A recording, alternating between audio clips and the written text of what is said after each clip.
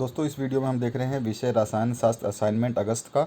इसका full solution English medium Hindi medium के लिए। तो चलिए स्टार्ट करते हैं। और आपके सभी विषय के इसी तरह से इंग्लिश मीडियम और हिंदी मीडियम के पूरे सॉल्यूशंस अपलोड किए गए हैं, जिसकी लिंक इसी वीडियो के डिस्क्रिप्शन बॉक्स में अवेलेबल है। आप 12th क्लास का जो प्लेलिस्ट है उसको खोल करके चेक कर सकते हैं और उससे अपने सॉल्यूशंस को बना सकते हैं। तो यहाँ पर पहले क्वेश्चन से स्टार्ट करते हैं आंसर से।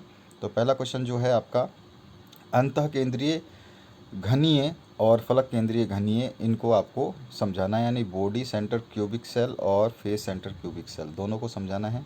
तो चलिए इसका स्टार्ट करते हैं। पहले अंतः केंद्रीय क्यूबिक सेल जो है आपके सामने है, इसका आंसर आप इसी तरह से लिखेंगे। आपके जो एग्ज़ाम के हिसाब से तैयार किए गए हैं इन आंसर्स को, यानी कि बोर्ड एग्ज़ाम में जब आप लिखेंगे तो इनको इसी प्रकार से लिखेंगे ताकि आपको पूरे मार्क्स मिल सके।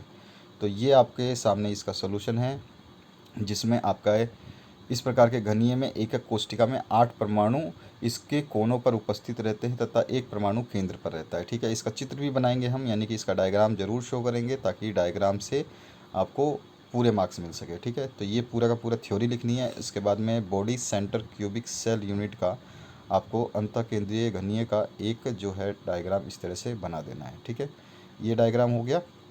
इसके बाद आते हैं फलक केंद्रित घनीय, जो पूछा गया फेस सेंट्रिक क्यूबिक, तो उसके बारे में बताते हैं। उसका आंसर इस तरह से आपको लिखना है। तो ये है इसका आंसर। आराम से वीडियो को पॉज करके देख सकते हैं, ये पूरा का पूरा कंप्लीट आंसर आपके सामने है। इसी तरह से लिखना है ताकि आपको एग्ज़ाम में पूरे मार्क्स मिल सकें। और इसका जो आपको डायग्राम बनाना है वो कुछ इस तरह से बनाना है। इसके बाद आते हैं हम नेक्स्ट जो क्वेश्चन है, शॉर्ट की जो दोष है वो बताया गया है। क्यों बताया गया है? क्योंकि उसमें पूछा गया आपसे दूसरे नंबर में पहले के क्वेश्चन में कि किस कारण से जो है आपका घनत्व कम होता है, कौन से दोष के कारण। तो वो दोष शॉर्टकी क्रिस्टल दोष कहलाता है, जिससे घनत्व जो है वो कम पाया जाता है। और उसको फिर उसने बोला है कि डायग्राम के हिसाब से समझाइए। तो इस शॉर्टकी दोष को आपको एक डायग्राम के हिसाब से भी समझाना है। तो ये तो हिंदी मीडियम के लिए। नीचे इंग्लिश मीडियम के सॉल्यूशंस मैं आपको बताने वाला हूँ। तो नीचे चलते हैं और पूरा का पूरा सॉल्यूशंस जो है उसको देख लेंगे। तो ये शॉर्ट की डिफेक्ट को इस तरह से आपको समझा देना है। इसका उदाहरण भी आप दे सकते हैं इस तरह से। ठीक है, अब आगे बढ़ते हैं। बॉडी सेंटर क्यूबिक सेल जो है इंग्लिश मीडियम के लिए, तो यहाँ पर इस तरह से आपको लिखना है। इंग्लिश मीडियम के स्टूडेंट इस तरह से अपने आंसर्स को लिखेंगे, पॉइंट वाइज पॉइंट आराम से समझ करके लिखेंगे। इसका जो थोड़ा सा बचा हुआ पोर्शन है वो मैं आपको दिखा देता हूँ। तो इस तरह का ये पोर्शन आएगा, इसमें ये डायग्राम आपको बनाना है। और इस डायग्राम को बनाने के बाद में आपको जो है इसका आप लिख सकते हैं जो नंबर ऑफ़ BCC कैसे निकाला जाता है। तो ये रहा number of atom in BCC cell. ठीक है, इसके बाद में आते हैं हम FCC में, तो यानी कि फेस सेंटर्ड क्यूबिक सेल में। इंग्लिश मीडियम के लिए जो स्टूडेंट हैं उनको सॉल्यूशन चाहिए था। तो ये है आपका इंग्लिश मीडियम का सॉल्यूशन FCC का। और इसका भी डायग्राम आपको ड्रॉ करना होगा ताकि आपको फुल मार्क्स मिल सके। तो इस तरह का आपका ये डायग्राम होगा, जिसमें इस डायग्राम को एक ओपन स्ट्रक्चर के थ्रू शो किया गया है। इसमें number of atoms in BCC cell निकालने जो हैं वो इस तरह से निकालने हैं, जिसमें आपके number of atoms in unit cell कितने होते हैं? 4। इसके बाद आते हैं हम इसके सेकंड पार्ट पे, जिसमें इससे पूछा गया था कि डेंसिटी ऑफ क्रिस्टल कैसे डिक्रीज़ होती है। तो शॉर्टकी डिफेक्ट के अंदर जो है डेंसिटी ऑफ क्रिस्टल डिक्रीज़ होती है। और फिर उसके बाद में शॉर्टकी डिफेक्ट को आपको एक्सप्लेन करना था विद डायग्राम। तो यहाँ पर ये शॉर्टकी डिफेक्ट को एक्सप्लेन किया गया है और ये इसका डायग्राम आप बना लेंगे इस तरह से। ठीक है, इसका एग्जाम्पल देना चाहेंगे तो इस तरह से आप इसका एग्जाम्पल भी दे देंगे। ठीक है, ये कंप्लीट हुआ। अब आगे बढ़ते हैं सेकंड क्वेश्चन की तरफ। हिमांक के अवनमन क्या है? इसकी सहायता से किसी विलेय पदार्थ का आणविक द्रव्यमान कैसे ज्ञात किया जाता है, ये आपको बताना है। तो सबसे पहले बता देते हैं कि किसी विलायक में कोई विलय मिलाने पर विलायक के हिमांक का कम हो जाने की प्रक्रिया हिमांक अवनमन यानी फ्रीजिंग पॉइंट डिप्रेशन कहलाती है। उदाहरण के लिए जल का हिमांक 0 डिग्री होता है, यानी कि 0 डिग्री पे जमता है, लेकिन अगर उसमें नमक मिला दिया जाए तो वो फ्रीजिंग नहीं होगी उसकी।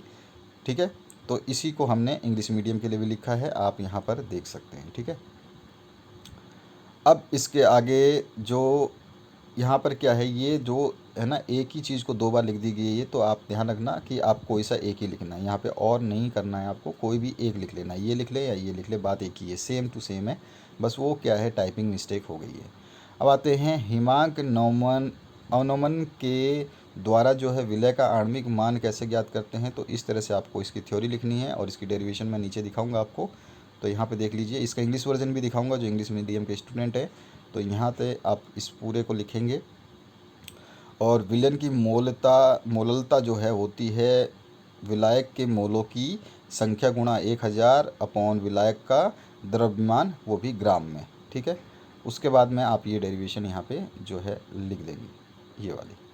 यहाँ पे आप WB और MB लिखा है और WA लिखा है, तो पहला और दूसरा 1 और 2 भी लिख सकते हैं इसकी जगह, कोई दिक्कत नहीं है। जहाँ पे A है वहाँ 1 लिख सकते हैं, जहाँ B है वहाँ 2 लिख सकते हैं।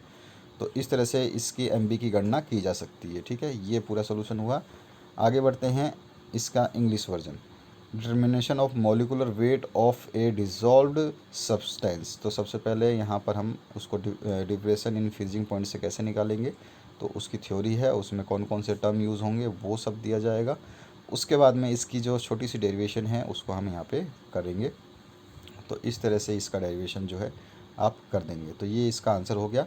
मैंने जैसे बताया आपको, MB की जगह M1 लिख सकते हैं, M2 लिख सकते हैं और MA की जगह M1 लिख सकते हैं। A और B का मतलब 1 2 होता है। ठीक है, A लिखेंगे तो 1 लिख सकते हैं, B लिखेंगे तो 2 लिख सकते हैं, इस तरह से। अब आते हैं क्वेश्चन नंबर 3 पे। बेंजीन विलयन में 30% द्रव्यमान की दृष्टि से कार्बन टेट्राक्लोराइड है, तो बेंजीन के मोल प्रभाज की गणना करनी है। और दूसरा है, क्या कारण है कि तापक्रम में वृद्धि से गैस द्रव में कम विलय होते हैं। तो सबसे पहला क्वेश्चन जो है हम इसको करते हैं। कार्बन में टेट्राक्लोराइड की जो है मात्रा जो है 30 द्रव्यमान परसेंटेज बेंजीन से क्या तात्पर्य हो जाएगा कि बेंजीन विलयन का द्रव्यमान 30 ग्राम है और CCl4 का द्रव्यमान 70 ग्राम है। बेंजीन जो है इसका मोलर द्रव्यमान निकालेंगे तो ये आ जाएगा 78 ग्राम पर मोल, और यहाँ कार्बन टेट्राक्लोराइड का मोलर द्रव्यमान जो हो जाएगा 154 ग्राम पर मोल। अब आप निकाल लेंगे नंबर ऑफ ये बेंजीन का और यहाँ पर टेट्राक्लोराइड का। ठीक है, और यहाँ पे जो आपको लास्ट में निकालना था तो वो आ जाएगा ये। ठीक है, तो ये इसका फाइनल आंसर आ जाएगा 0.459। ये इसका सॉल्यूशन हुआ। इसी का सॉल्यूशन जो इंग्लिश मीडियम के लिए कुछ इस तरह से है, सेम टू सेम वही चीज़ है। यहाँ पर let start with 100 gram of solution in which mass of benzene 30 ग्राम और carbon tetrachloride 70 gram. Molar mass of benzene यहाँ पे आपको निकाल लेंगे और फिर आपका molar mass of carbon chloride tetrachloride भी निकाल लेंगे और C6H6 की वैल्यू निकालेंगे तो वो 0.459 जो है आ जाएगी। ठीक है, इसको मैं एक्सप्लेन नहीं कर रहा हूँ, मैं केवल सॉल्यूशन बता रहा हूँ फटाफट, बस ये बता रहा हूँ कि इस क्वेश्चन में कैसे कैसे किया गया है।